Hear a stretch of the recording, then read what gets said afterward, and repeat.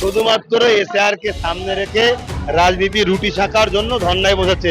সরকার তো আর আমাদের নয়, সরকার হচ্ছে গঙ্গাসাগর মেলা যারা করে তাদের সরকার। তারা বাইরের রাজ্য ভিন রাজ্য থেকে আসে, সরকার তাদেরকে ফেসিলিটি দেয়। এই শহরে যে মানুষ পরেশান হচ্ছে, এটা দিদি মুদির সেটিং এ পরেশান হচ্ছে।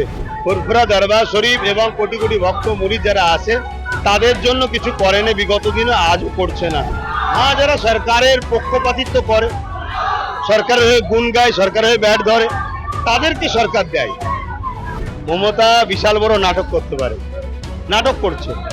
সরকার মুসলমানদের কাছ থেকে শুধু ভোটটা লায়, যেমন দুধের গাই বলেছিল, দুধটা চুষে লায়, আমাদের থেকে ভোটটা নিয়ে নেয়। রাজনীতিতে ডাক্তার বাবা সাহেব আম্বেদকর যে বলেছে সংখ্যা অনুপাত ভাগিদারি, এই পার্টিসিপেটে মুসলমান না যাওয়ার দরুন ওই পরের বাপকে বাপ বলার জন্য আজকে মুসলমানদের এই দুর্দশা হচ্ছে। সরকারি হস্তক্ষেপে আমাদের ফেসবুক পেজটি বন্ধ করে দেওয়া হয়েছে।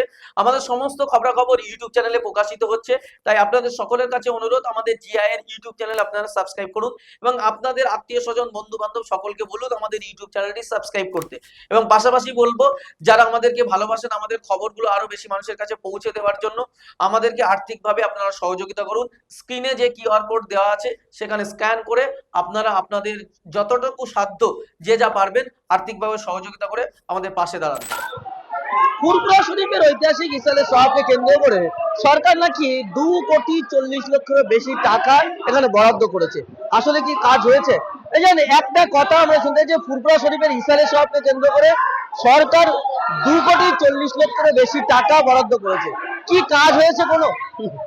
এটা অ্যাকচুয়ালি সরকার এখানে তাদের কিছু পক্ষপাতিত্ব খায়ের খা আছে, তাদেরকে সরকার খুশি করার জন্য দিয়েছে, যাতে করে সামনে ভোটে তাদের একটু ব্যাট ধরে।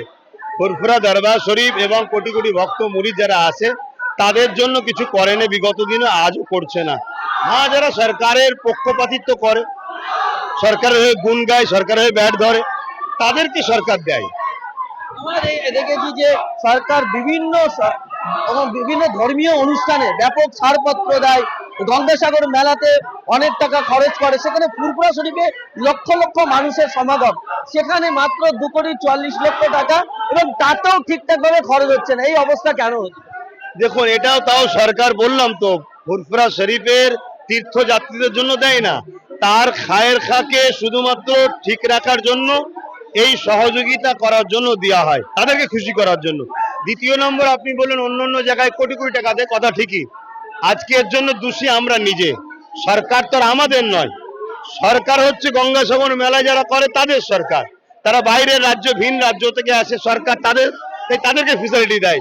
সরকার মুসলমানদের কাছ থেকে শুধু ভোটটা লায়, যেমন দুধের গাই বলেছিল, দুধটা চুষে লায়, আমাদের থেকে ভোটটা নিয়ে নেয়। আর আমরাও সরকারের এই যে দ্বিচারিতা, এই দ্বিচারিতার জন্য আমরা সজাগ হতে পারছি না, তাই আমাদেরকে এই বঞ্চনার শিকার হতে হচ্ছে।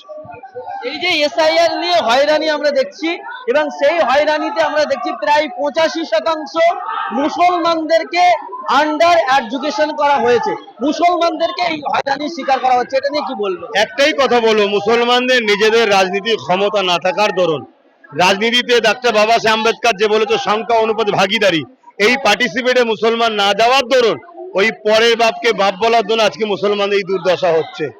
এর জন্য আমি এই যে কাজটা হয়েছে এটা নিন্দা জানাচ্ছি। এ থেকে আমাদের শিক্ষা নেওয়া দরকার। তার জন্য নওশাদ সিদ্দিকী যেমন লড়ছে, আমিও চেষ্টা করছি যাতে করে নামগুলো উঠে যায়। এ থেকে শিক্ষা নিয়ে আগামী দিন নিজেদের রাজ পাওয়ার দরকার, না হয় এরকম ভাবে আমাদেরকে যারা ক্ষমতায় আছে কোণঠাসা করে রাখবে, আরো অনেক কিছু করবে আগামী দিনে।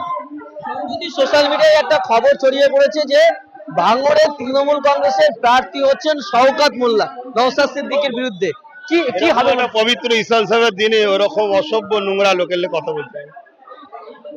এই যে আজকে থেকে আমরা দেখলাম এসআইআর নিয়ে আপনারা কথা বলছেন, এসআইআর নিয়ে মমতা বন্দ্যোপাধ্যায় নিজে আজকে কলকাতায় ধর্ণা মঞ্চে বসেছেন, এবং অভিষেক বন্দ্যোপাধ্যায় নিজে ধর্ণা মঞ্চে বসেছেন। রাজীব ব্যানার্জি না কি নামে পুলিশ যে এখন এত তাকে বাঁচাবার জন্য বসে, ও নাটক করতে বসেছে। মমতা বিশাল বড় নাটক করতে পারে, নাটক করছে। বলছি আমি মানুষকে বাঁচানোর জন্য সুপ্রিম কোর্টে গেছি এবং আজকে ধর্ণায় বসেছি। তামান্নাকে খুনি করছে কে? মমতা। তো তামান্নাকে খুন করে যাওয়া মমতা করে, আনিস খান খুন করেছে কে? মমতা। এর শাসনকালই হচ্ছে তো। আবু সিদ্দিক কে করে? তিলক তোমায় খুন করেছে কে? মমতা। এর রাজ্যে মানুষের জন্য নয়, শুধুমাত্র এসআর কে সামনে রেখে রাজনীতি রুটি শাখার জন্য ধর্নায় বসেছে। এই শহরে যে মানুষ পেরেশান হচ্ছে, এটা দিদি মুদির সেটিং এ পেরেশান হচ্ছে। না হয় কেরল কি বলে এবং তামিলনাড়ু, তারা এসআইআর কে কেস করে ঢুকে যে আজও হচ্ছে না, তো রাজ্য সরকার তো কেস করতে পারছে। এটা শুধুমাত্র মানুষকে ধোকা দিবার জন্য, বিশেষ করে সরল প্রাণ মুসলিম সমাজকে বোকা বানাবার জন্য ধর্ণা দিতে বসেছে, নাটক করতে বসেছে। মমতা ব্যানার্জি তো সুপ্রিম কোর্টে নিজে লয়ার হিসাবে কথা বলেছেন। দেখুন কখন গেছে, যখন সব কাজ মিটে যাওয়ার পরে, মানে বিয়ে হয়ে যাওয়ার পরে বইরাত খাওয়া দাওয়া করে সব হাড়ি বাসন মাজা হয়ে গেছে, উনি এসে এবার ক্যাটারিং এর কাজ করছে। অতএব যখন সব মিটে গেছে, মানুষকে হিয়ারিং টিয়ারিং সব শেষ, উনি কালো কোট পরে গেছে, গিয়ে শুধুমাত্র ফটো তুলে জনগণকে বোকা বানাচ্ছে। আমি বললাম তো নাটক করতে পারে, নাটক করছে। যাক, পবিত্র সালসাবের দিনে এদের নিয়ে যত কম কথা বললে তো ভালো। এরা সমাজে এক ধরনের মানুষকে শোষণ করে। এরা সমাজের প্রত্যেকটা পিছিয়ে পড়া গরিব শ্রেণীর মানুষের শোষণকারী। এদের সমাজে স্থান শুধুমাত্র ক্ষমতার জোরে এরা টিকে আছে। এদেরকে মানুষ দিল থেকে চায় না, এদের নিয়ে কথা না বলাই ভালো। শুভেন্দু অধিকারী বলছেন যে ভারতবর্ষ হিন্দুদের হিন্দু রাষ্ট্র হবে, কোনো ধর্মনিরপেক্ষ রাষ্ট্র আবার হবে এমন না। একটা লোকের নাম বললে জানলে আমি প্রায় বলছি ওকে মেডিকেল কি বলে মেন্টাল হসপিটালে পাঠানো দরকার। ওর ম্যাট হয়ে গেছে, হয়তো কিছু একটা স্বপ্ন ছিল সিএম টিএম হওয়ার টিএমসি থেকে, কিন্তু দিদি তার ভাইপোকে প্রাধান্য দিয়ে দিয়েছে, ওই জন্য চান্স পেল না। তো সেই জন্য সেই থেকে বেচারি আঘাতের শোকে একটু মেন্টালিটি সমস্যায় পড়ে গেছে। এমন একটা লোকের কথা বলে যে ওর চিকিৎসা করা যায়, মেন্টাল সমস্যা আছে। শেষ প্রশ্ন একটা, যে ভাইজান শুভেন্দু অধিকারী বলছেন যে মুসলমানদের নাম বাদ যাবে, রোহিঙ্গা সব, আর হিন্দুদের নাম এনআরসির মাধ্যমে সব উঠে যাবে। এটা কথাটা ও ঠিকই বলেছে। কেন, দিদি মুদি সেটিং এ আছে, দুজনে মিলে হাতে কাগজ কলম, দুজনের হাতে অফিসার, দুজনের হাতে কম্পিউটার, দুজনে মিলে ইচ্ছা করে বাদ দেবে, তাই সেটিংটা জানতো তাই বলে দিয়েছে।